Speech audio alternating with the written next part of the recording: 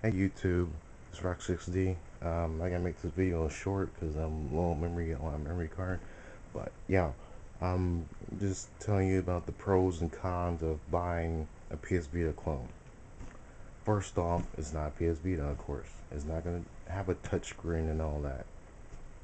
It's not made by Sony, so don't expect to call them up and have support for it.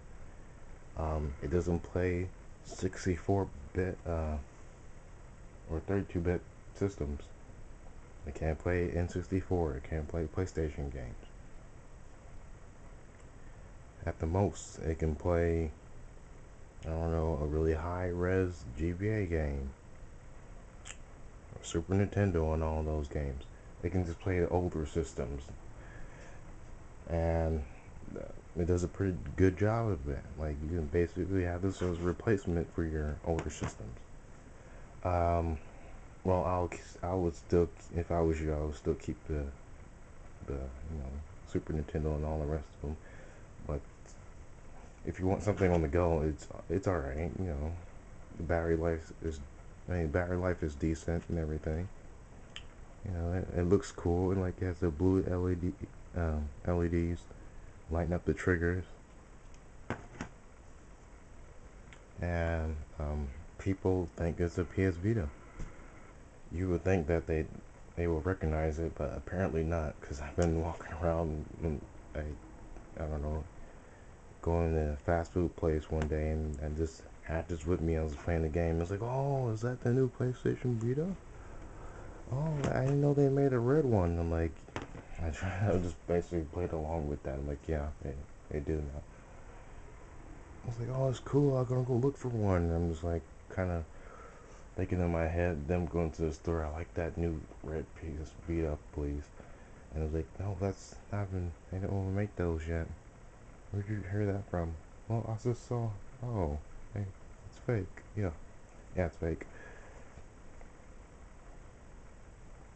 Um, oh, it has a TV out port. I thought that was cool, so you can record gameplay from older systems without actually needing the old system. You can just use this. Um, a con would be the control scheme for certain games. You can't really change them. I mean, you can go into the game options like while you're playing the game and change the controls, but it doesn't really help because it has like a default mapping for every button, and you don't only use the left trigger, well, at least half the time in half the games, because they somehow map everything else to the face buttons and the D-pad and the right trigger for some reason. At the right trigger is select in almost all the games I played so far. I mean, yeah, you can use start. Select is basically the exit out of the game. Escape is the same thing, so they're basically the same button, which I thought was like pointless. Like, why'd you have two trigger buttons and you can't use them? Or use them like the way you will expect to use them. So, use micro SD cards. I thought that was cool too. Comes with free headphones if you need a cheap pair of headphones to replace them. That's a good thing. You can watch videos and view pictures and all that. Listen to the radio on this system.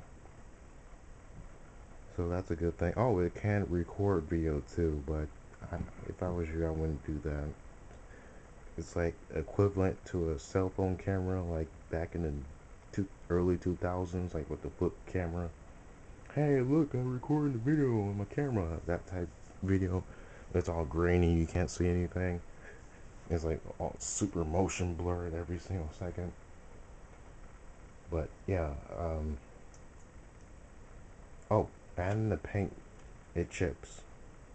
I don't know if this is for the ones that aren't colored black or white, because those are the basic colors that most plastics come in, but it looks like it's just been sprayed over.